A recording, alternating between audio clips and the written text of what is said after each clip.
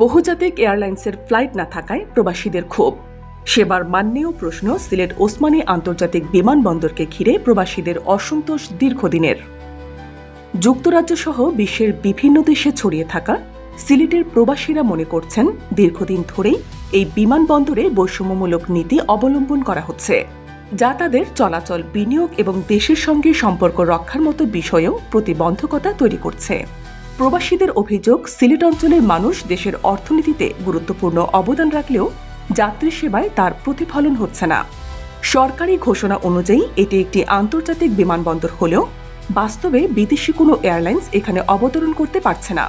বর্তমানে একমাত্র রাষ্ট্রায়ত্ত এয়ারলাইন্সের কয়েকটি আন্তর্জাতিক রুটেই সীমাবদ্ধ সিলেট বিমানবন্দরের কার্যক্রম।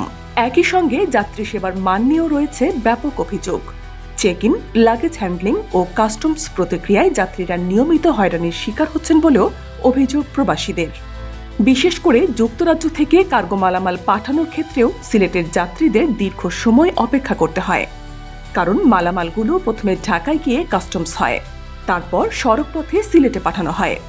তবে বিমানবন্দর কর্তৃপক্ষ বলছে, আন্তর্জাতিক ফ্লাইট যদি সিলেটে নামতে চায় তাতে কোনো আপত্তি নেই, কিন্তু এ বিষয়ে তাদের কাছে কোনো চাহিদা নেই। অবশ্য কোনো প্রবাসী এই বিষয়ে লিখিত আবেদন দিলে তারা বিষয়টি বিবেচনা করবেন। সিলেটে কেন পণ্য খালাস হচ্ছে না সে বিষয়ে জানতে চাইলে কাস্টমের বিমানবন্দর ও এয়ার ফ্লাইট বিভাগ অতিরিক্ত দায়িত্বে থাকা সহকারী পরিচালক ইনজামাম উল হক বলেন, এটি এখন আপাতত ঢাকায় হচ্ছে। তবে বাহিরে পণ্য আদান প্রদানের দায়িত্বে থাকা ব্যবসায়ী বা প্রবাসীরা যদি আবেদন করেন, সে বিষয়ে আমরা প্রয়োজনীয় ব্যবস্থা নিব এবং আমাদের পরিচালক মহোদয়ের কাছে সেটি তুলে ধরব।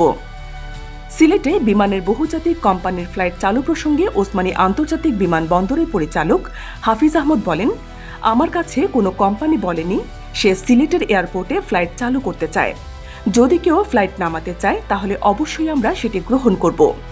আমি নিজেও চাই ওসমানী বিমানবন্দরে বহুজাতিক ফ্লাইট চালু হোক।